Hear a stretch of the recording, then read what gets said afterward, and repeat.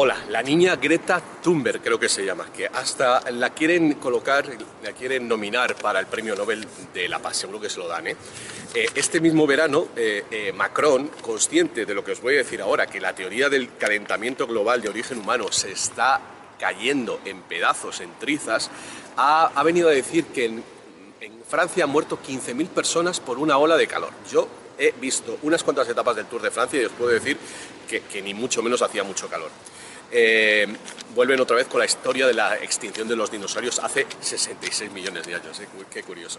Bueno, han aparecido en las últimas semanas y meses algunas noticias que están echando por tierra la teoría del calentamiento global de origen humano del CO2. Lo que pasa es que no lo cuentan en los medios de comunicación, pero ellos reaccionan con estas noticias que he dicho anteriormente a esta avalancha de afirmaciones, de datos, de gente bueno, muy importante en este campo. La más importante de todas es que Michael Mann, que es... Bueno, acordaos del documental de Al Gore, cuando sacaba aquel gráfico de cómo aumentaba el CO2 y la curva que hacía también el calentamiento, el supuesto calentamiento que habían medido. Bueno, pues el que descubrió esa correlación se llama Michael Mann, es un científico norteamericano y llevó a juicio a uno que le llamó estafador, que le dijo que su teoría era un fraude. Bueno, pues en esos casos el difamador se acoge a la exceptio veritatis y dice, bueno, pues si yo estoy diciendo la mentira, tú aporta los datos. ¿Qué ocurrió?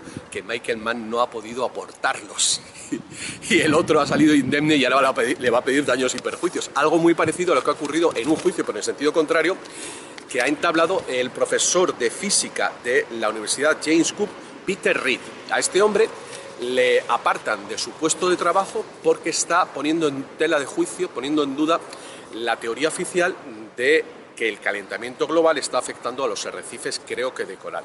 Bueno, pues volvemos a lo mismo, este hombre llega a juicio que acaba en el Tribunal Supremo y el Tribunal Supremo le da la razón. No hay suficientes argumentos, datos para justificar esa teoría, con lo cual este tío ha ganado el juicio.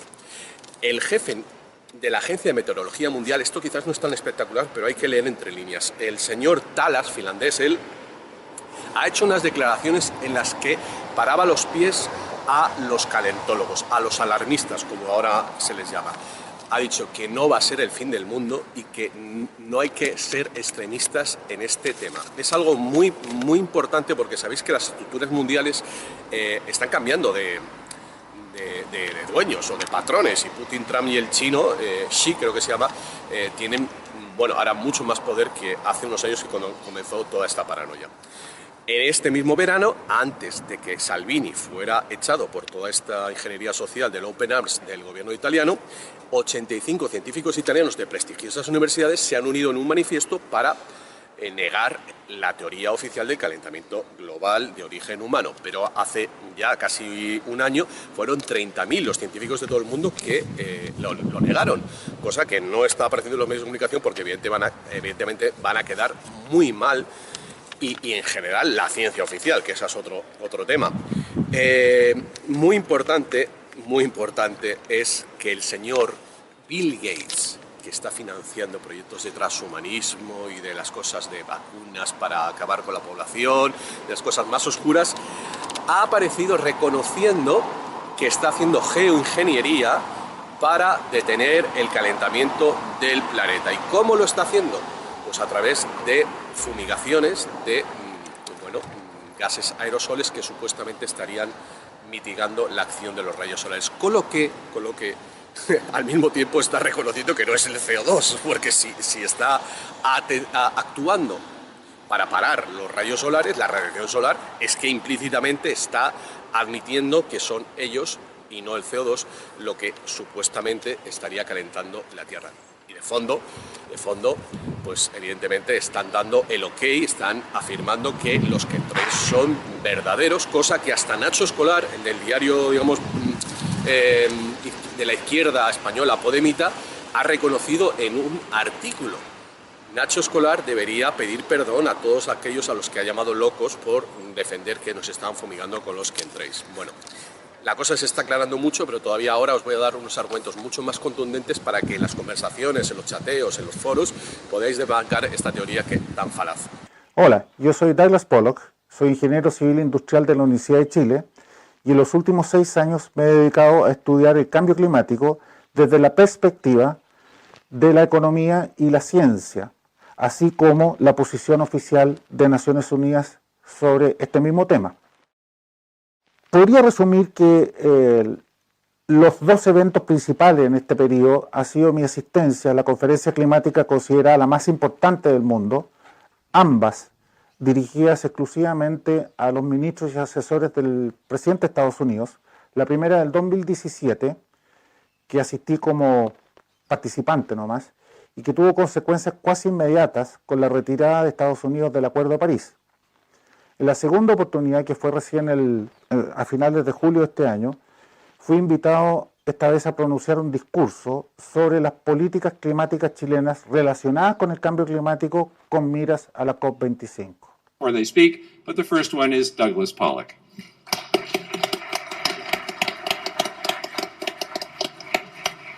As it was until the early 90s. At present, it seems to be lying in the middle of everything. Si hay un término que podría considerarse redundante, es cambio climático. ¿Cuándo no ha cambiado el clima en toda la historia de la Tierra por más de 4.000 millones de años? Primero que nada, es como estar preguntándose o andar preocupado por la vida cuestionándose la blancura de la nieve, ¿no es cierto? Bueno, cambio climático es el nombre nuevo que se adoptó hace muchos años atrás en cambio del calentamiento global. Porque resulta que el año 2004 se había congelado o se había detenido el mal llamado calentamiento global, que en realidad en inglés se dice entibiamiento global, no calentamiento, está mal traducido al español. Por lo cual, un negociador climático de nombre Bo Killen, sueco, decidió cambiarle el nombre a un etiquetado más amistoso como cambio climático. Y de ahí deriva todo lo demás, como por ejemplo, las sequías o las inundaciones están incluidas en el cambio climático. Más calor o más frío también. Todo hoy día es cambio climático. Aparece una oleada de frío en el hemisferio norte, como por ejemplo el río Amarillo en 2016, de 3.000 kilómetros de largo en China, o bien las olas de frío en el este de Estados Unidos, también es culpa del cambio climático. Hoy día cualquier cosa es cambio climático, incluyendo el derrumbe de esta casa que hace unos pocos días atrás mató a 7 personas en Valparaíso. El presidente de la República culpó al cambio climático. Bueno, lo primero que hay que decir, recordando las noticias que acabo de contar, es que no hay un consenso científico frente a lo que nos han querido decir. La realidad es que lo que hay es un sistema de apartheid, de marginación de aquellos científicos que osan llevar la contraria a esta teoría oficial. Y esto en sí mismo es una prueba, fijaos lo que voy a decir, de que esta teoría es falsa. Porque según Karl Popper, que es el filósofo de cabecera de la ciencia en los últimos 60-70 años, el que marca el paradigma ontológico, podemos decir, filosófico de la ciencia, y a su vez fue profesor de George Soros, dijo en su teoría de la falsabilidad que la ciencia se diferencia de la religión en que se tiene que estar discutiendo constantemente la falsabilidad o no de esas teorías. Es decir, que si una teoría científica no admite dudas, que no admite que se refute, entonces no es científica, es religión.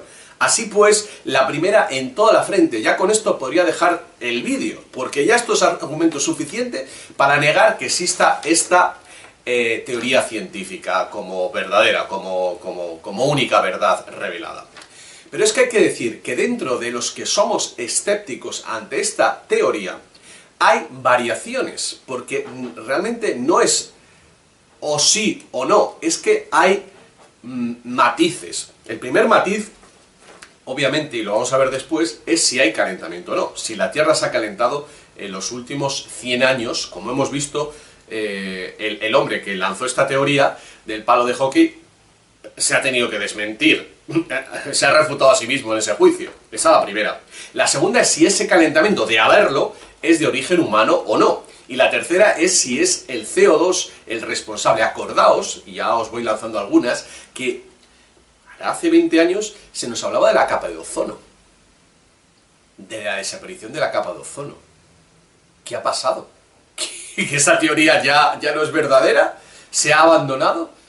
Por cierto, que al principio se hablaba del calentamiento global, que está el planeta elevando su temperatura, y ahora ya se habla de cambio climático y vale cualquier cosa, vale, desde una riada yo qué sé, volcanes, terremotos, frío también, o sea, cualquier cosa es el cambio climático de origen humano. O sea, ya la primera es que no hay una teoría única, sino que va cambiando con el paso de los años y según sus apetencias o lo que les viene bien, porque claro, como les están refutando. Antes de comenzar a exponer los datos en base a dos autores principalmente, al chileno Douglas Pollock, que ha sido parte del panel de cambio climático, y a un científico noruego que tiene una charla también traducida al castellano buenísima, os tengo que recordar qué ha pasado con la información meteorológica en los últimos 25 años. Acordaos, no hace tanto, que empezaron a ponerle nombre a los huracanes, a los tornados, y luego ya a las tormentas. Ese proceso de colocarle nombrecitos no ha sido por casualidad, ha sido llenar de espectáculo, su objetivo ha sido llenar de espectáculo el ámbito de la meteorología, del clima. ¿Por qué? Porque gracias a eso se justifica el que estén ocurriendo barbaridades constantemente. Y esto tiene que ver con la globalización. Antes, hace 30 años, tú te enterabas del clima de tu país, ¿vale? Luego los catalanes empezaron a hacer el tiempo solo de los países catalanes, ¿no? Lo que ellos llaman los países catalanes. Pero, desde que llegó la CNN y se hizo global, pues todo el sistema informativo, te enteras, pues yo qué sé, de que ha habido una riada en Bangladesh, o que hay sequía en tal sitio, en fin, que siempre va a haber una gran noticia explosiva para contar. Y entonces la percepción que tú y yo tenemos es de que, pues evidentemente, pues claro, si ves a los indios, que ha habido una riada que se ha llevado a 80 personas por delante, y al día siguiente en Australia, no sé qué, pues tienes esa sensación de que está pasando algo muy grave. Únele a eso las películas catastrofistas, apocalípticas, con las que nos están machacando constantemente desde eso, el día de mañana, 30, 35 años, y ya tienes el clima, esa programación predictiva apta para que la gente en sus cerebros esté pensando que está ocurriendo algo muy grave. Entonces, ¿hay ignorancia de parte del gobierno? Ese punto es muy sensible, Cristian. Yo simplemente lo separo en dos posibilidades: o una incompetencia absoluta, o bien fraude. No hay más. ¿Y la Tierra se ha calentado realmente? Entibiado, digamos. Sí. Bueno, es cierto, el planeta se viene calentando más o menos desde 1720, que fue el pic de lo que se llamó la mini era de hielo, que duró 500 años, entre 1350 aproximadamente hasta 1850. Y fue en los años en que se le llamó el mínimo Maunder, cuando la radiación solar que llegaba a la Tierra era mínima. En esa época se medía con las manchas solares. Había 0 manchas solares, hubo 0 manchas solares durante 70 años. Desde ese pic la Tierra se viene calentando, es decir, 230 años antes de cualquier influencia teórica del hombre, que partió, como se llama, la era industrial en 1950, con el gran desarrollo industrial de la humanidad después de la Segunda Guerra Mundial. Empezamos con el premio Nobel de la Física, Ivar Giaever, noruego él, que tiene un vídeo muy recomendable que os recomiendo que veáis entero, en el que suelta estas perlas. En los últimos 19 años la temperatura de la Tierra no ha aumentado. Esa temperatura que dicen que están midiendo con una serie de estaciones meteorológicas que, por cierto, están muy mal repartidas, porque en el Polo Sur apenas hay 15, 16, mientras que en otras zonas sí hay muchísimos. De manera que parece que sí que en la temperatura del Polo Norte ha ascendido, pero nada se dice del Polo Sur. From 1898 to 1998, the temperature has increased 0.8 degrees. And the CO2 concentration has increased from 295 to 367, or roughly 72 parts per million in 100 years. That's what has happened. That's the fact. I'm not making this up. Now from 1998, which is basically the hottest year, the CO2 has increased from 367 to 403, roughly 36 parts per million. That's half of the previous increase. So why hasn't the temperature increased 0.4 degrees then? I mean, if you're a physicist, for heaven's sake, and here's the experiment, and you have a theory, and the theory doesn't agree with the experiment, then you have to cut out the theory. EPA, o la Agencia Ambiental de Protección Ambiental Norteamericana, decretó que el CO2 es un gas contaminante y perjudicial para la vida humana. En realidad es todo lo contrario, es vital para la vida humana, y de hecho, entre los años 1982 y 2014, la Tierra, producto de este pequeño aumento en 0,01%, la Tierra se enverdeció en un 15%, 70% de ello, o 10%, directamente causado por ese aumento pequeño del CO2.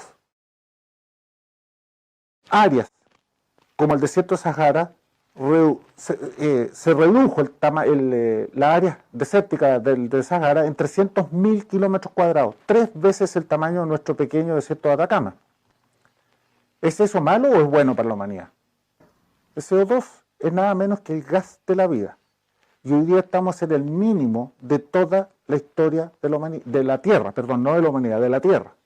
Un poquitito menos de CO2 en la atmósfera y van a empezar a morir las plantas y los árboles. Y detrás muere la especie animal, el reino animal, ¿no es cierto?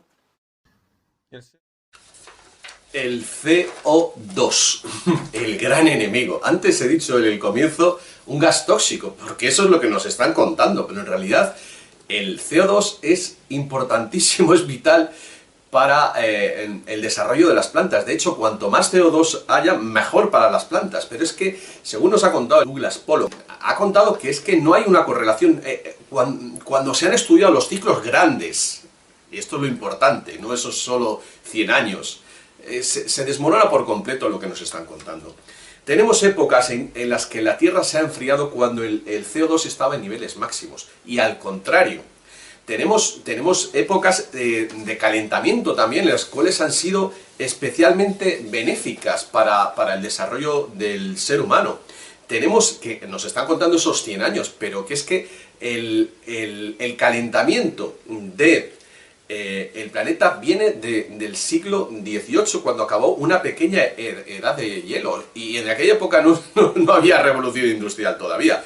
Pero sobre todo, yo destacaría de esa gran entrevista que le han hecho a Douglas Pollock unos datos que son concluyentes acerca de lo poco que influye el CO2 en el calentamiento.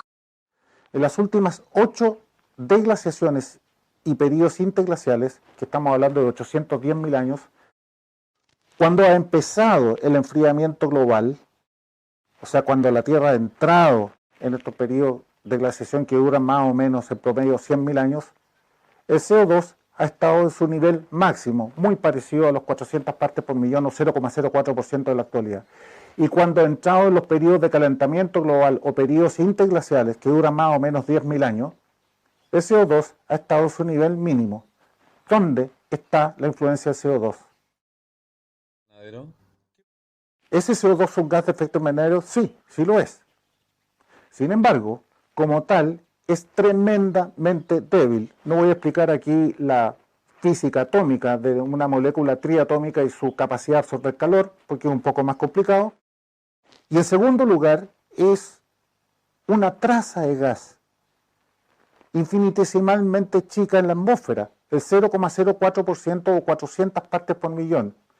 Y el aumento del CO2 en toda la era industrial, es decir, en los últimos 70 años, ha sido de 0,03 a 0,04%, es decir, un 0,01%, la nada misma. Y de ese aumento, el ser humano, tomando los mismos números de Naciones Unidas, influye en un 4,3%.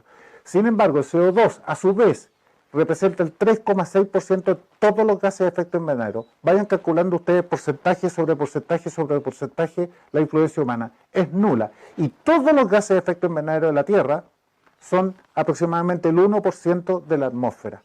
¿Dónde está la influencia tanto humana como del CO2 como tal, como gas de efecto invernadero? Ninguna. Y eso se demuestra en los últimos 8 periodos de glaciación y deglaciación terrestre. Es decir, que no, que el CO2 no está impactando en los gases de efecto invernadero. ¿Qué es lo que lo está haciendo? Y aquí ya viene la teoría de los alternativos y la mía propia, ¿vale? Esto es una cosa, bueno, primero, la teoría más factible es que son dos cosas. Los rayos solares, que es lo que hemos sabido siempre, el impacto de la radiación solar, para la cual están tratando de compensarla, fíjate, es que se contradicen ellos mismos, porque cuando Bill Gates está diciendo que está, lo voy a decir en inglés, spraying, está llenando los cielos de aerosoles, bueno, de estos metales que influyen a la hora de paralizar los rayos solares, está reconociendo que es el Sol el que lo está haciendo.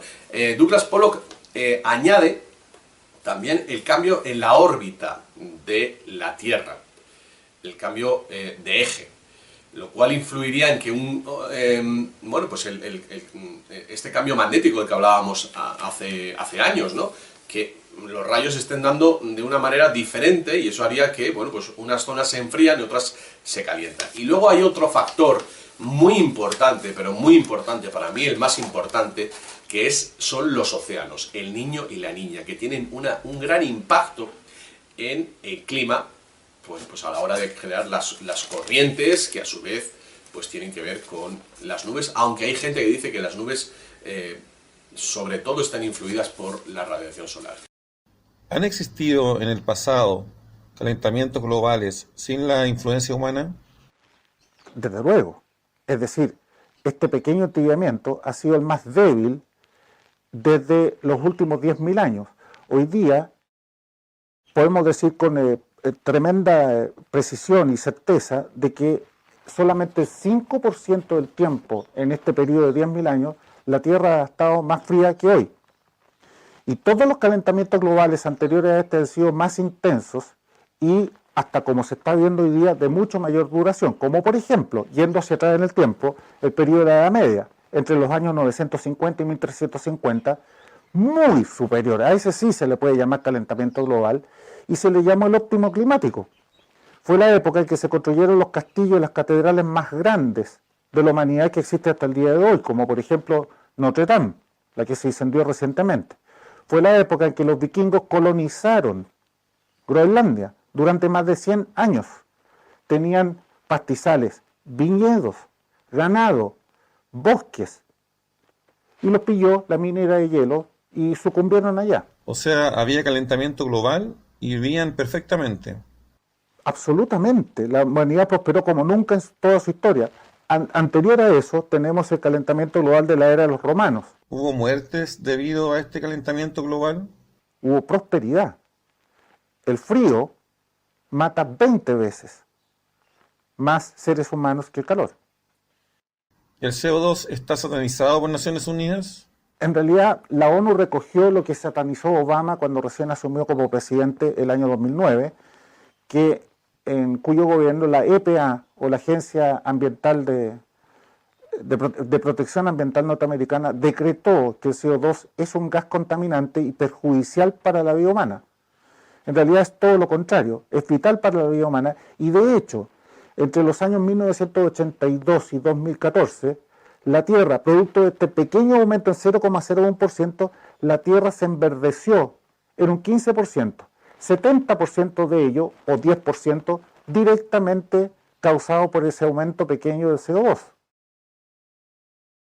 Áreas como el desierto de Sahara, se redujo la área desértica del Sahara en 300.000 kilómetros cuadrados, 3 veces el tamaño de nuestro pequeño desierto de Atacama.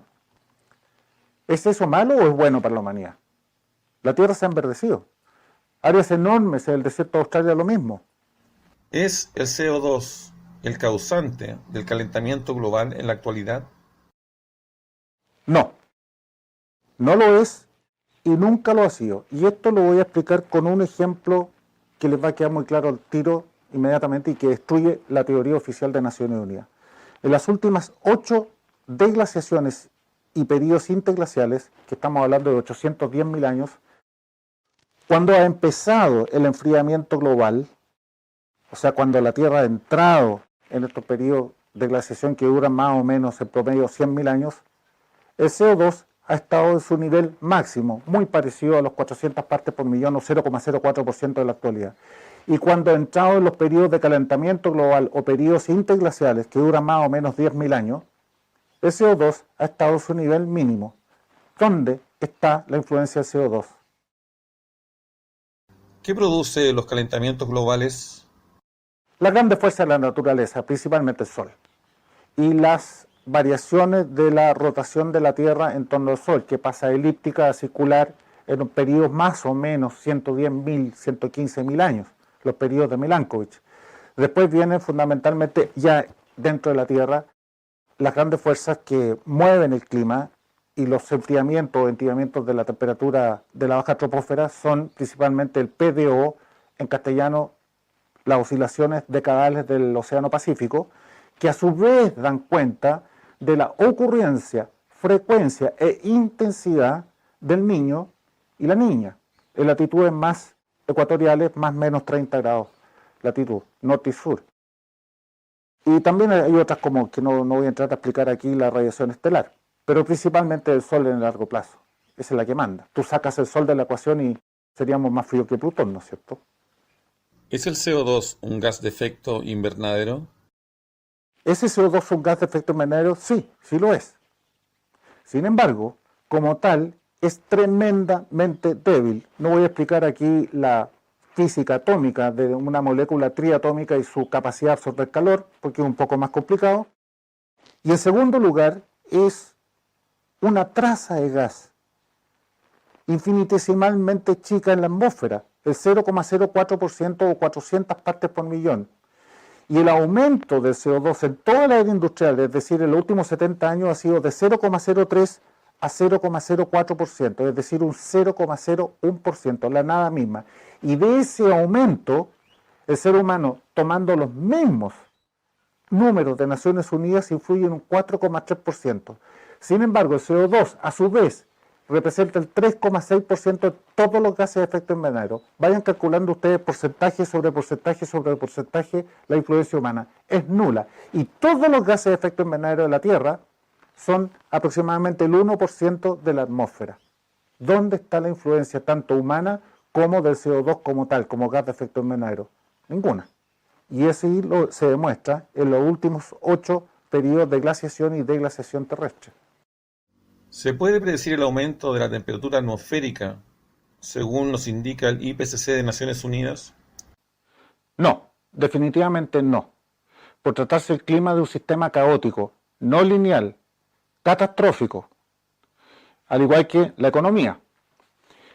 Y eso es precisamente lo que usa Naciones Unidas para decretar que en el futuro va a haber calentamiento global basados en modelos de predicción que jamás han constituido una prueba para demostrar una teoría científica, ni en el campo de la ciencia ni en el campo de la economía. Y es así como de los 117 modelos desarrollados por Naciones Unidas desde el año 1990 hasta el modelo 102, nomás habían gastado más de 50.000 millones de dólares en desarrollar estos modelos fracasados. Los 117 han fracasado sistemáticamente y ninguno se acerca a la realidad de la temperatura y o el aumento o estancamiento de la temperatura de la atmósfera en los últimos, a lo menos, 23 años. ¿Es catastrófico un aumento de la temperatura? No, al revés, es tremendamente deseable y beneficioso para la humanidad. El frío mata 20 veces más seres humanos que el calor. Y ya hablé anteriormente sobre los beneficios que trajo en la Edad Media el calentamiento global, órdenes de magnitud mayor al que estamos viviendo hoy día. ¿Por qué se va a realizar la COP25 en Chile? Por 2 motivos. El primero de todo, que es el más importante diría yo, es porque Chile se transformó en el país regalón de Naciones Unidas por su acción climática impecable. Es como su marioneta. Y esto reconocido por Al Gore y por las Naciones Unidas cuando le regaló a Bachelet el premio Campeones de la Tierra en diciembre del año 2017. La otra razón es un poco vergonzosa, que es simplemente porque Brasil le cerró las puertas en las narices a Naciones Unidas y no quiso que se realizara esta COP25 en su país. Esto fue en diciembre del año pasado en la COP24 en Katowice, Polonia.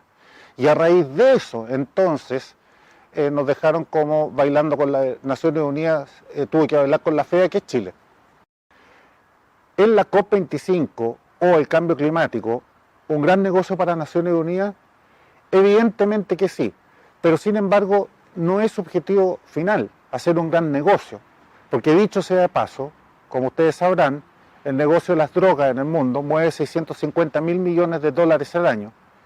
¿Saben cuánto mueve el negocio climático en el mundo? Naciones Unidas a la cabeza, el doble, 1,3 trillones de dólares al año. Ahora, evidentemente es un buen negocio y ahí ven ustedes los gobernantes como de Occidente están todos comprometidos con este fraude. El objetivo final de Naciones Unidas son dos.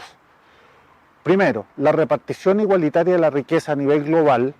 ¿Les suena conocido eso? Socialismo, por ejemplo. Y el establecimiento de un gobierno global liderado por Naciones Unidas. Eso lo dicen hoy día sin ninguna vergüenza en sus tratados, específicamente el Tratado Copenhague de noviembre del año 2009, anexo 1, párrafos 36 y 38. Ahí está, lo dicen manifiestamente. Y lo dicen en sus informes de evaluación, a lo menos en el cuarto y en el quinto de los años 2007, 2013 y 2014 respectivamente, sin ninguna vergüenza. Se justifica entonces que Chile adopte medidas de mitigación y adaptación al cambio climático siempre traducidas en impuestos y regulaciones y que siempre también impactan a los más pobres de cualquier país. No, bajo ninguna circunstancia. Y esto lo voy a explicar de una manera opuesta. Supongamos por un momento que la teoría de Naciones Unidas fuera verdadera. Aún así, no se justifica bajo ninguna circunstancia, toda vez que los países que representan a estas alturas más del 60% de las emisiones globales de CO2, China, India, Rusia y Estados Unidos, por distintos motivos, están de hecho fuera del Acuerdo de París, siendo que Chile representa apenas el 0,25% de esas emisiones globales. Además, hacia octubre del año 2018, y esto dicho por la presidenta del IPCC en conferencia de prensa mundial, el 92% de los países firmantes del Acuerdo de París no han pagado sus obligaciones financieras para salvar al planeta del apocalipsis. No se justifica bajo ninguna medida. En otras palabras, aunque cerráramos la economía de Chile, el impacto para salvar al planeta del Armagedón sería nulo. ¿Por qué el gobierno de Chile está impulsando tan agresivamente las campañas de mitigación y adaptación de cambio climático? Y me refiero al gobierno de Chile principalmente, esto partió con Lagos, pero de forma muy agresiva por los últimos dos gobiernos, el de Bachelet y el de Piñera. Yo no lo sé. Lo que sí puedo deducir por descarte son dos cosas. Ninguna de las dos, por supuesto, se justifica. Por un lado, una tremenda incompetencia, y que algún día salgan diciendo es que yo no sabía, eso no es justificable para gobierno alguno, de tirar al tarro la basura de la economía de un país como lo está haciendo este gobierno. Y la otra es sencillamente fraude o cómplice activo de una estafa, que es como lo definió el gran científico norteamericano de la NASA, precursor del proyecto Shuttle, John L. Casey, que dijo textualmente en su libro The Cold Sun o El Sol Frío: el calentamiento global es la estafa más grande jamás perpetrada sobre la humanidad en toda su historia. ¿Qué razón tenía?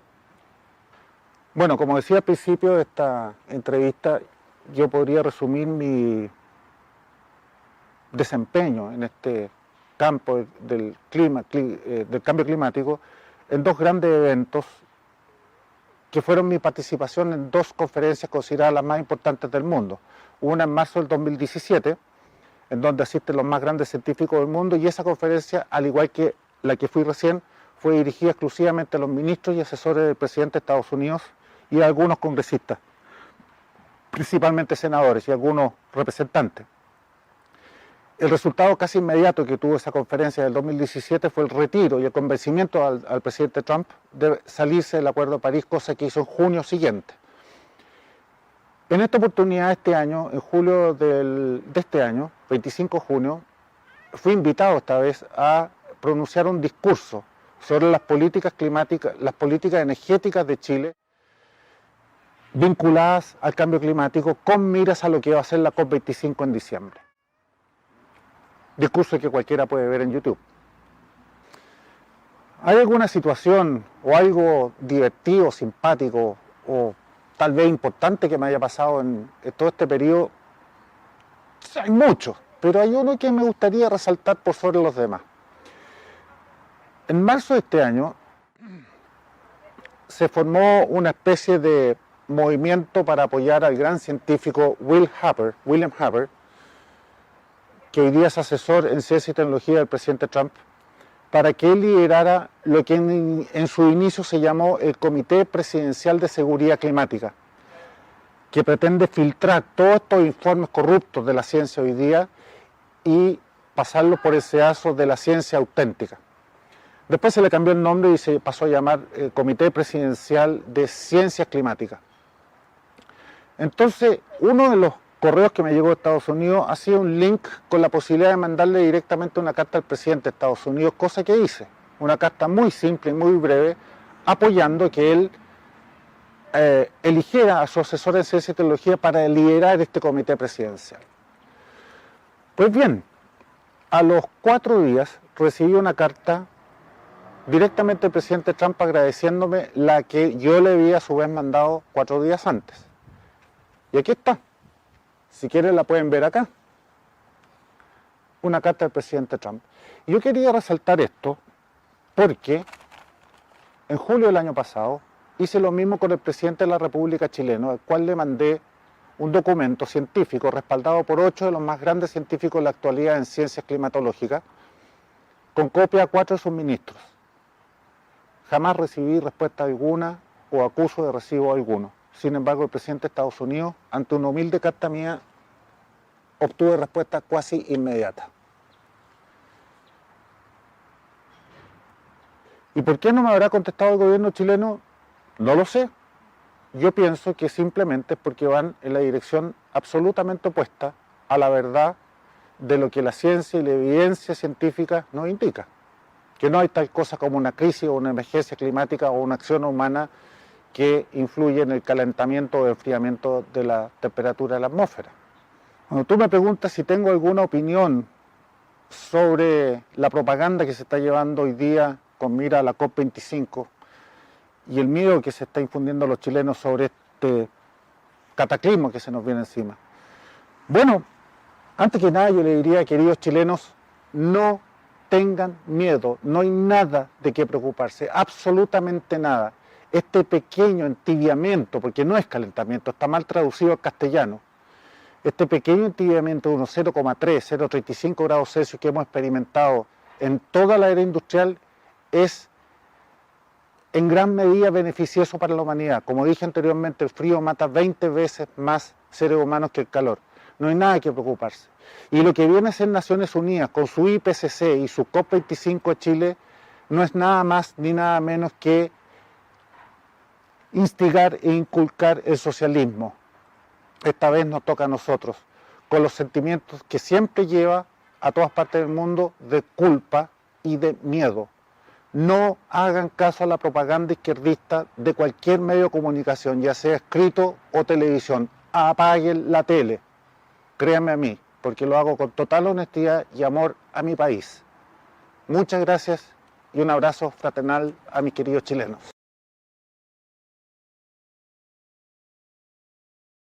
¿Cuál es la propuesta de diseñar un modelo de desarrollo sostenible nuevo para el país? O sea, repensar el país, ¿no? Generalmente lo que hacemos en los planes estratégicos es tomar el anterior y lo actualizamos en función de cómo está la foto del día. Como dijimos, olvidémonos de esto, sino que pensemos ¿qué Chile queremos en el 2030? Para generar energía limpia y también renovable. Esa es una reserva estratégica de la cual el país no puede prescindir. Pero el suministro eficiente de otro tipo de energía, por ejemplo, los combustibles sólidos, líquidos, gaseosos, unido a este imperativo de que va a ser una demanda, no es una opción, va a ser una obligación. Muy pronto nos van a medir la huella de carbono en todos nuestros productos de exportación. Es una opción, va a ser una obligación. Muy pronto nos van a medir la huella de carbono en todos nuestros productos de exportación. Muy pronto nos van a medir la huella de carbono en todos nuestros productos de exportación. ¿Cuál es la propuesta de diseñar un modelo de desarrollo sostenible nuevo para el país? O sea, repensar el país, ¿no? Lo que tenemos que hacer, por un lado nosotros, Naciones Unidas, que siempre estamos ahí como, ¿no?, el bichito recordando algunas cosas, y ustedes los medios, es ver cómo avanza, si efectivamente estamos en un buen camino y se están cumpliendo con esas metas en algo tan importante como es la descarbonización. Es una opción, va a ser una obligación. Muy pronto nos van a medir la huella de carbono en todos nuestros productos de exportación. Muy pronto nos van a medir la huella de carbono en todos nuestros productos de exportación.